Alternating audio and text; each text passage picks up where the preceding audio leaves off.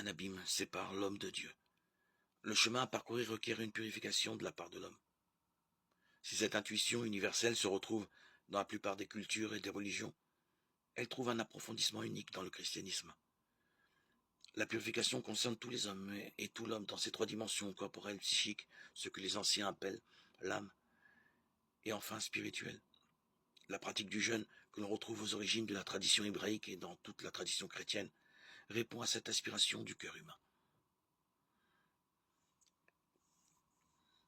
La tendance occidentale actuelle à compartimenter l'homme en séparant ce qu'il convient seulement de distinguer nous a obscurci une authentique compréhension du jeûne.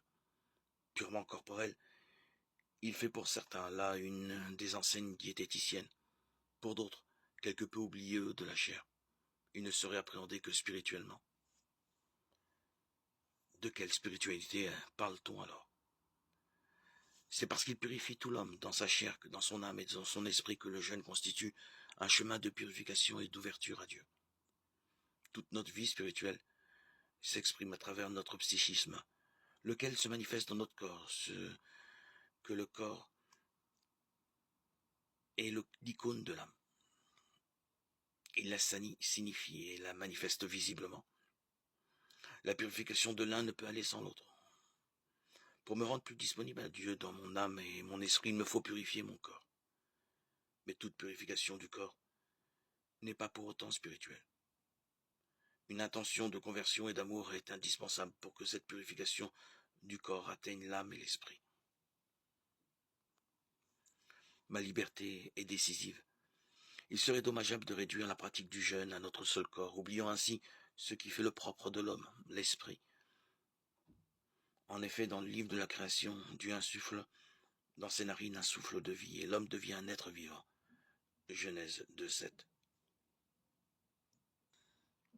Ne trouvant aucune aide qui lui corresponde parmi les animaux, l'homme se comprend donc à partir du souffle divin reçu de Dieu, et non à partir de sa corporéité commune avec les animaux. Partons du nettoyage de notre corps. Lorsque nous jeûnons, nous nous sentons plus légers, la vie se déploie plus aisément à travers la circulation sanguine. Ce n'est pas pour rien que le sang symbolise l'âme dans la tradition hébraïque. Nos cellules sont purifiées par l'élimination des toxines. Lorsque nous jeûnons, nos pensées sont souvent plus claires, moins encombrées.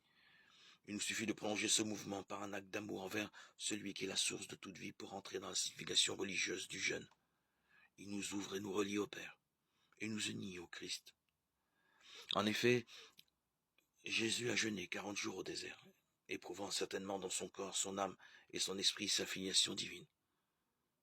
À notre tour et à sa suite, en jeûnant, nous nous ouvrons à notre vraie nature d'enfant de Dieu. S'il est vrai que le jeûne peut concerner une foule d'attachements futiles qui nous encombrent, téléphone, portable, télévision, dépenses excessives, addiction, il n'en concerne d'abord pas moins le corps par une privation de nourriture. Nous savons combien les pratiques du jeûne sont variées et peuvent toutes s'ouvrir à une dimension spirituelle et devenir ainsi une façon de prier. Jeûne intermittent, monodiète, jeûne total de plusieurs jours, simplification de la nourriture. Le jeûne chrétien est donc un jeûne complet. Il n'oublie rien de ce qui constitue l'homme. En nous orientant vers Dieu et vers les autres, il nous aide à les aimer toujours davantage.